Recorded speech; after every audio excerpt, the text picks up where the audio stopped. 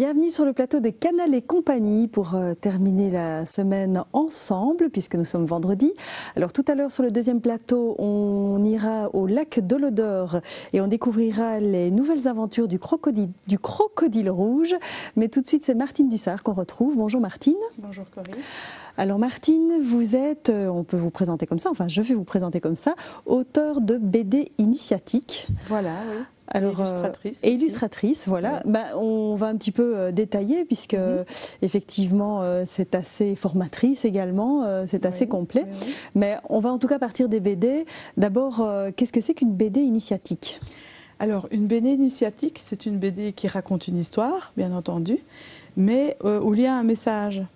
Un message qui interpelle le lecteur sur sa vie, justement, sur la manière dont il fonctionne. Et donc, moi, dans ces BD initiatiques, j'ai voulu y déposer toutes des clés, des outils qui, moi, m'ont permis d'aller de mieux en mieux dans ma vie, puisque j'ai changé de vie complètement. Oui, tout ça n'est pas arrivé par hasard. Pas du tout. D'ailleurs, dans le mot initiatique, on a quand même initiation. Oui. Donc, on initie le lecteur à quelque chose. Tout à fait. À la quête du... De quoi ? À la quête d'un mieux-être. D'un mieux-être, tout en fait. à fait. Vraiment. Donc en fait, votre parcours de vie, au départ vous êtes prof de dessin, parce qu'on peut dire que vous avez, enfin l'entièreté de la BD c'est vous, puisque vous avez fait les dessins, mais le contenu ça vient de vous également. Oui. Donc vous êtes prof de dessin. Je suis prof de dessin. J'étais quelqu'un qui avait très peur des gens, et donc je ne l'ai jamais enseigné. Je me suis cachée pendant 20 ans dans l'ombre de mon mari. Et puis, voilà, j'ai eu un événement déclencheur, on en reparlera peut-être plus tard, qui était le suicide de ma maman. Et là, je me suis posé la question, est-ce que je suis venue ici pour souffrir? Et c'était pour moi une question de vie ou de mort, parce que c'était soit je reste là et je me noie et je sombre dans la même chose qu'elle, puisqu'il y avait déjà des schémas que j'avais répétés de sa vie, soit j'essaye de prendre ma vie en main. Et donc j'ai commencé à faire beaucoup de formations moi-même, où moi j'allais suivre des formations. J'ai lu beaucoup de livres pour essayer d'aller de mieux en mieux. Ce qui veut dire qu'avant cet événement, vous n'alliez déjà pas bien, on peut dire ça ? On ne peut pas dire que j'allais mal. Mais peut-être qu'il n'y a pas de hasard, il fallait peut-être quelque chose qui, à un moment donné, vous chamboule complètement pour que vous alliez vers autre chose. Et j'ai l'impression que c'est chez beaucoup de personnes comme ça. Bien souvent, il y a un événement, ça peut être un divorce, le décès de quelqu'un, ça peut être voilà, quelque chose qui arrive à un enfant ou voilà, un changement de travail, quelque chose qui fait qu'à un moment donné, on se pose des questions. On se pose des questions essentielles. Quel est le sens de ma vie ? Pourquoi je suis là?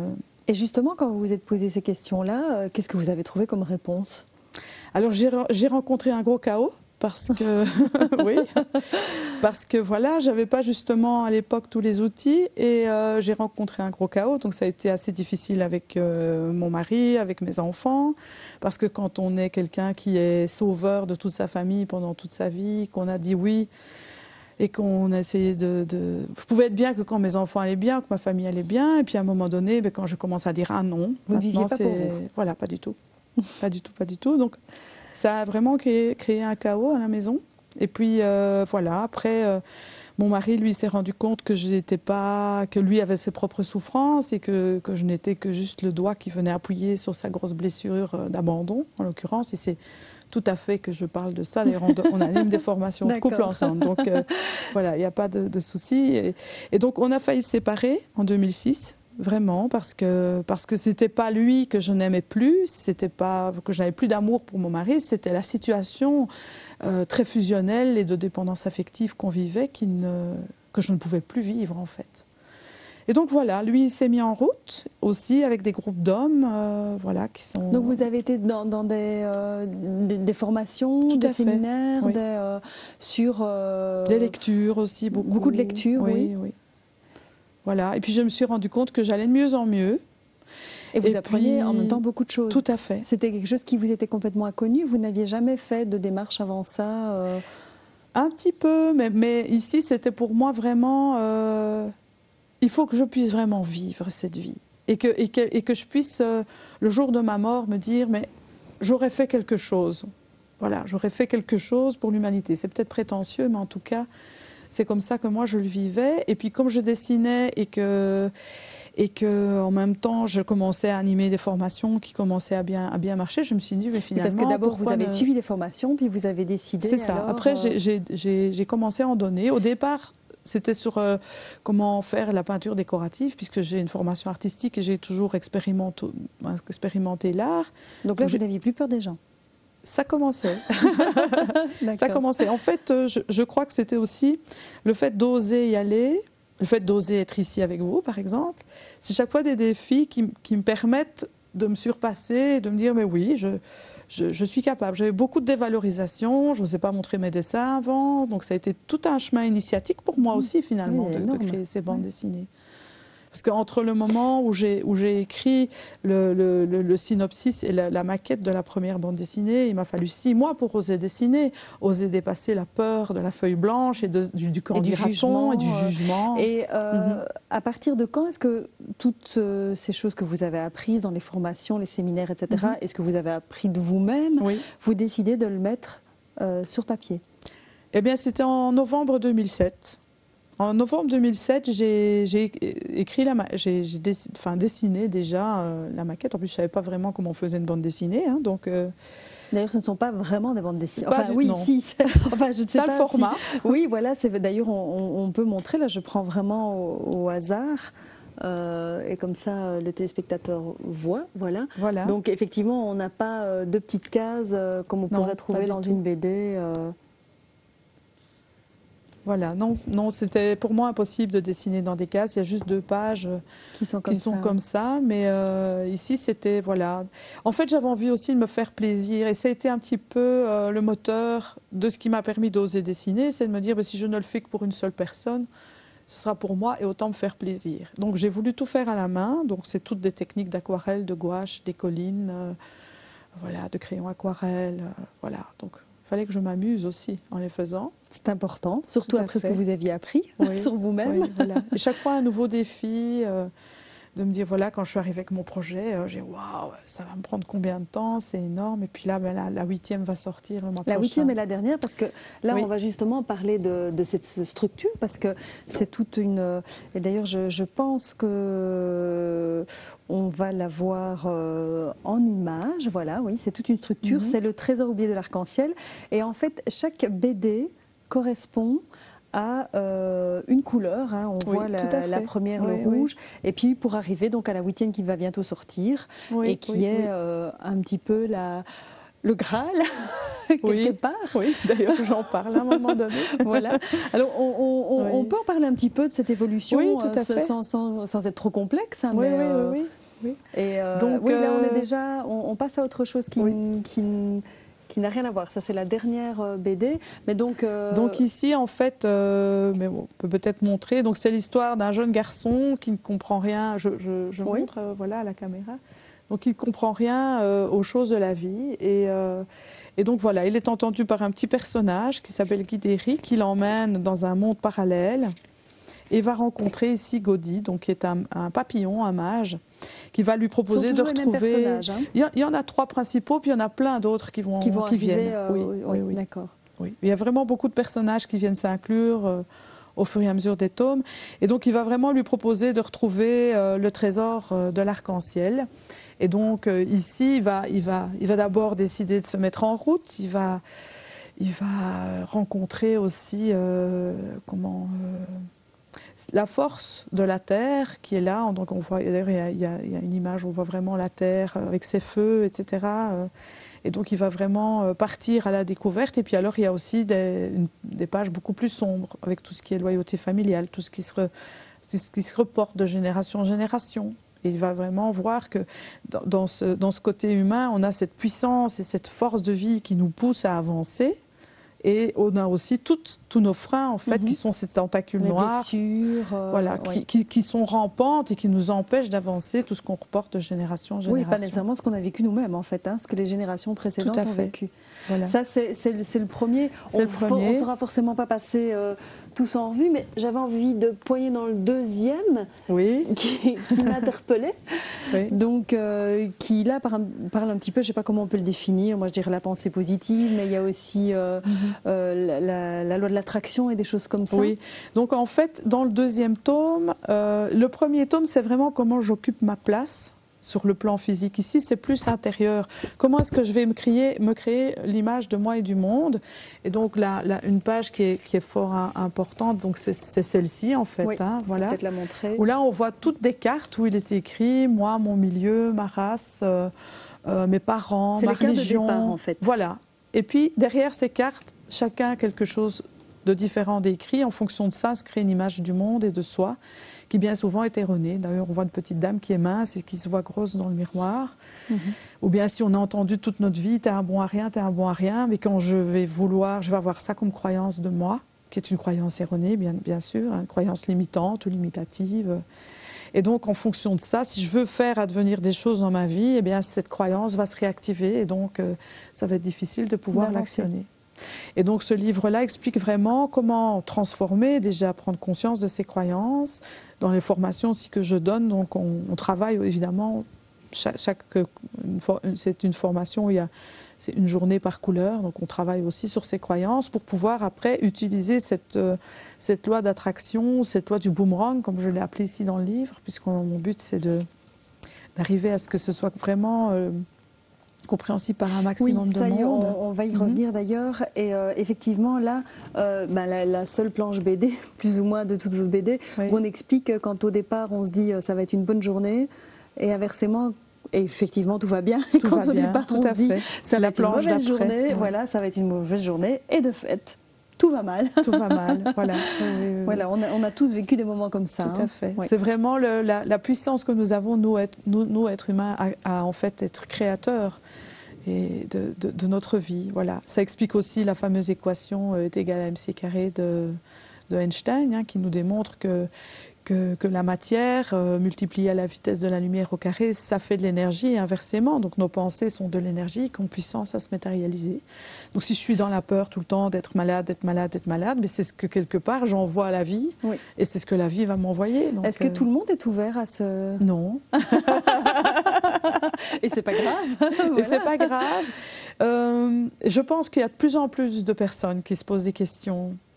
Et donc c'est pour ça aussi que moi j'ai voulu vulgariser cet enseignement, j'ai vraiment voulu le rendre ludique et à la portée de tous. Oui, donc en fait c'est dès qu'on peut lire. Oui. Et effectivement, il y a des manières d'expliquer. Moi, je ne les connais pas, je les découvre, donc je ne sais pas tomber dessus tout de suite. Mais vous m'avez montré effectivement hors antenne des manières très simples de comprendre. Oui, voilà, tout à fait. Que ce soit pour un enfant ou pour un adulte. Et ce qui se passe aussi, c'est que les enfants actuels, c'est comme s'ils avaient une conscience qui est déjà beaucoup plus éveillée. Et parfois, j'ai par exemple une grand-mère qui était venue avec son petit-fils de 5 ans. Pourtant 5 ans, moi j'ai mis de 8 à 88 ans parce qu'il y a 8 tomes. Donc voilà. On peut le lire avec eux aussi. Hein, et alors oui, et c'est ce petit garçon qui lui expliquait en fait à sa grand-mère. Voilà. Ou une maman un jour qui m'a dit, son fils adolescent de 14 ans, il avait une punition, il lui avait dit pour ta punition, tu vas lire le premier tome. Et il dit ouais, lire une bande dessinée et tout ça. Et puis il est revenu, il dit mais elle me connaît cette dame, on dirait qu'elle a raconté ma vie. Et puis les enfants sont très simplement plus oui. ouverts aussi. Oui, tout à fait. Et j'ai beaucoup de thérapeutes aussi, d'enseignants qui travaillent avec les livres. Parce que comme c'est des schémas, mais tout de suite on a un schéma, ou un dessin, on comprend. Hein. Oui, tout à fait. Oui. Alors on en arrive au 8e tome qui va sortir ce 15 novembre, pour lequel il y aura une grande soirée spectacle, on en parlera après. Oui. Et donc ce 8e tome, et justement là, on peut le voir aussi à l'écran, c'est l'alchimie humaine. Oui. Et donc quelques mots sur ce 8e tome, le Graal, la connaissance de soi, le bonheur. Oui, en fait, donc moi l'alchimie humaine, l'alchimie en soi, je trouve que c'est un magnifique symbole. Et il est évident que notre inconscient, qui fait 97% par rapport à notre conscient, il comprend beaucoup ce langage symbolique. D'ailleurs, le langage des rêves est un langage symbolique qui est tout à fait différent de notre langage parler. Et donc le langage, l'alchimie humaine, eh bien les alchimistes prennent des métaux lourds, du plomb, du mercure, et puis ils font plusieurs processus pour pouvoir transformer ça.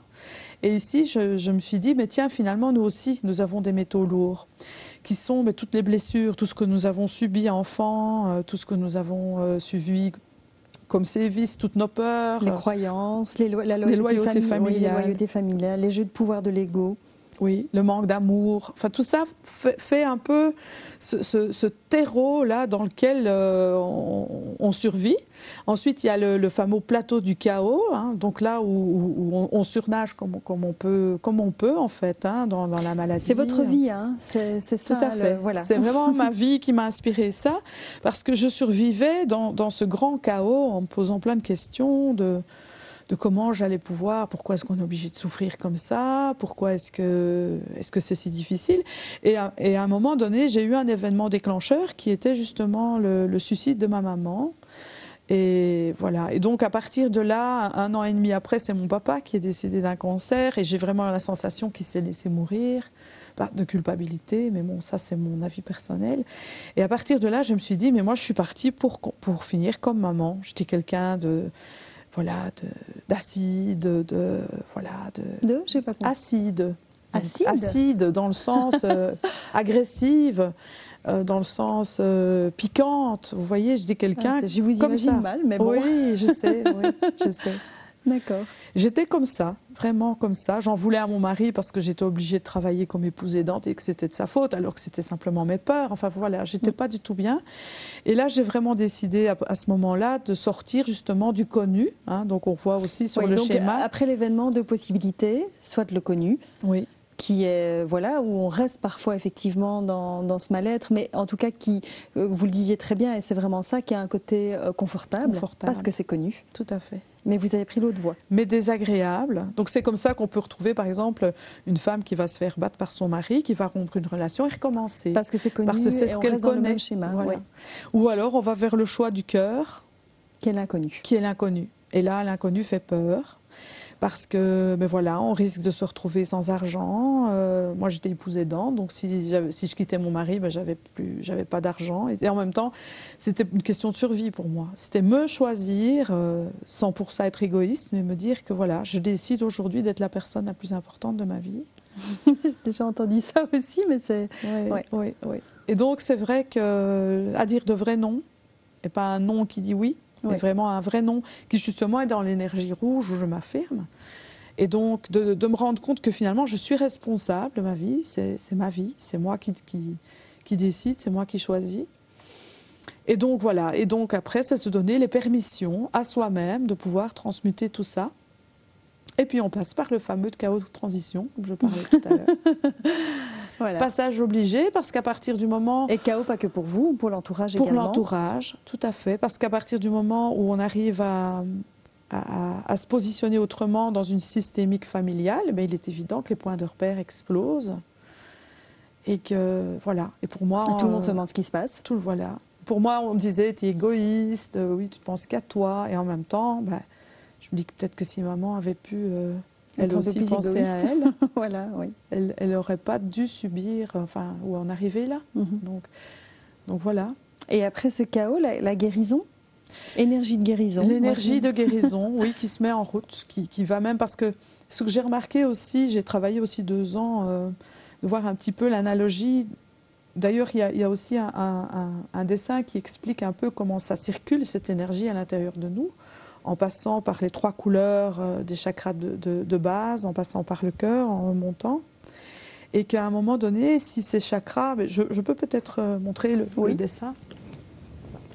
Eh bien, si justement ces couleurs, ces énergies ne sont pas en cohérence les unes avec les autres, eh bien, ça forme un peu des bugs à l'intérieur de nous. Donc voilà.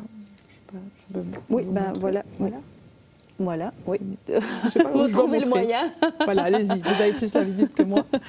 Voilà, donc dans le petit schéma ici en bas, on voit vraiment que quand toutes ces couleurs sont harmonisées, donc les 3 couleurs, c'est vraiment la personnalité, le faire, l'action. Au-dessus, c'est plutôt l'être.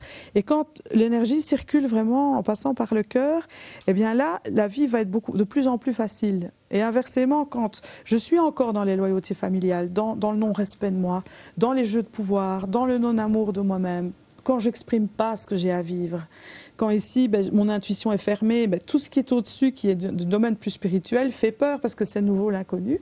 C'est comme si l'énergie ne circulait plus à ce moment-là. Et si l'énergie ne circule plus, la meilleure manière que notre être a trouvé de nous montrer qu'il y a un dysfonctionnement, c'est de nous envoyer des maladies. Et de nous envoyer notre corps, en fait, devient un peu le témoin d'un dysfonctionnement intérieur. Tout à fait, oui. Et donc, bien souvent, ce que nous vivons à l'intérieur est le reflet de ce qui se passe à l'extérieur. Et donc voilà, c'est quelque chose que moi, j'ai beaucoup étudié aussi, et de me rendre compte qu'on peut aussi se créer une bonne santé en se choisissant et en allant de plus en plus vers soi-même et dans des outils qui nous rendent de plus en plus forts à l'intérieur et en cohérence avec soi-même. Pour moi, le mot cohérence, c'est un mot énorme. De pouvoir être en cohérence avec qui je suis, avec mes aspirations profondes, de pouvoir donner du sens à tout ça. Vous êtes heureuse aujourd'hui, Martine? Ah oui, bien sûr. Bien sûr. Donc, vous avez atteint la quintessence? La quintessence. La quintessence qui est un petit peu... Donc, dans le schéma, avec toutes les couleurs, il y a 4 dimensions. La dimension physique, la dimension émotionnelle, mentale et spirituelle. Ces 4 dimensions, nous les avons tous, même si on ne peut pas les définir vraiment. La quintessence, ce serait la 5e dimension, en fait. C'est cette dimension qui reprend, en fait, l'ensemble des 4 autres. Et qui est simplement de pouvoir harmoniser ça. Alors ça ne veut pas dire que dans ma vie il ne se passe plus rien, que je ne vais pas... Voilà, j'ai des pots de banane comme tout le monde. Mais ce qui va se passer... les appréhender différemment. Voilà. Et ça, c'est super important. C'est que maintenant, allez par exemple avec mon mari, avant on était un couple très fusionnel, très émotionnel. On s'envoyait des tasses de café à la figure. Il y avait une certaine violence dans notre famille. Même avec nos enfants, on n'a pas été des parents... harmonieux. On a fait des choses avec nos enfants qui n'étaient pas des plus jolies, en fait. Et on a pu dépasser la culpabilité, on a pu se pardonner, on a pu en parler avec eux. Et on a une super belle relation maintenant avec les enfants. Et ma fille aînée travaille avec moi, j'ai ma 2e fille... Eh bien, on lui a dit, vis tes rêves. En fait, on arrive à se dire, mais tout est possible. D'avoir cette confiance dans le tout est possible. Et ici, on lui a dit, mais vis tes rêves. Donc là, elle est partie depuis mars, elle est partie en Inde et maintenant, elle est en Australie et elle vit ses rêves. En fait, voilà. Martine, moi, j'aurais bien continué comme ça pendant très longtemps, mais malheureusement, le temps va nous rattraper. Et je voudrais quand même encore...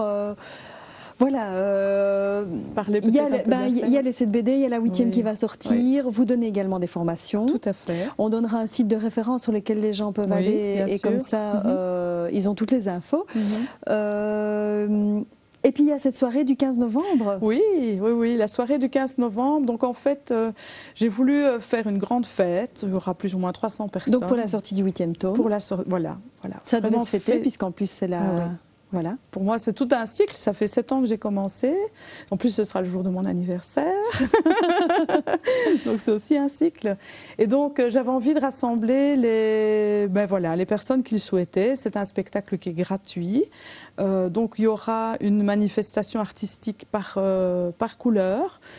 Donc, par exemple, pour l'ancrage, le rouge, ce sera de la danse du ventre et des percussions. Puis, il y aura Gamme des Tavernes. C'est un petit groupe, on les appelle les manouches, qui vont jouer donc, au bois, violoncelle et guitare. Et je vais parler aussi des cartes de croyance. Il y aura un petit spectacle sur les jeux de pouvoir, sur l'enfant intérieur, avec un couple d'amis avec leurs petits-enfants. Moi, je me lance encore un défi parce que pour l'expression, je vais peindre en live. Il y aura une danseuse. Alors j'ai mon graphiste qui revient, donc il s'appelle Cyril Campo, qui vient de sortir un CD. Il fait de la musique sur une vibration à 432 Hz au lieu de 440 Hz. Pour le violet, ma fille aînée va raconter une histoire, une métaphore sur la mort, et j'ai une amie harpiste qui va jouer de la harpe. Et pour le dernier, j'ai Cédric Moulier, donc c'est un jeune musicien, musicologue, et qui fait de la musique avec des paroles magnifiques, qui est fort en lien avec tout ce que je fais, qui revient de Agen et qui va qu'il va aussi faire un spectacle. Et d'ailleurs, je lui organise aussi une journée de stage et un petit concert la semaine qui suit, donc de musicologie, où on va repartir avec un enregistrement. Donc voilà. Il y a vraiment des gens qui ont répondu à l'appel. Il y aura moyen de manger et de boire sur place. Il faut réserver tout ça parce que une fois que les 300 places sont distribuées. Ça se passe où? Ça se passe dans les bâtiments de la CSC à Bourges, pas très loin de la sortie d'autoroute Champion, de la E411. La nourriture, donc les boissons, le profit, c'est pour le foyer Saint-Augustin. Donc c'est important de le dire aussi. Voilà, oui. c'est une maison d'aide à la jeunesse. Voilà. Ils seront présents aussi. Et alors, on aura l'occasion de découvrir le 8e tome. Tout à fait. Oui, tout à fait. On va donner un site de référence pour que les gens trouvent toutes les infos. Pour les BD, on les trouve où? En librairie? Alors oui, on les trouve en librairie. D'accord. On les trouve en librairie, donc voilà. On peut me contacter. Moi, je les diffuse aussi. S'il y a des gens qui sont dans le Namurois, ils peuvent toujours venir me rencontrer. Et alors, c'est le www.création-vivante.com qui s'inscrit à l'écran. Donc www.création-vivante.com et toutes les infos sur les BD, sur vos formations, parce qu'il y a cette partie-là qu'on n'a pas pu aborder, mais vous donnez également des formations. Et sur cette fameuse soirée du 15 novembre, avec plein de choses au programme. Oui. Un tout grand merci, Martine, d'être venue sur le plateau. Et voilà, j'espère à bientôt et plein de succès en tout cas pour le 15 novembre. Merci beaucoup, Corinne.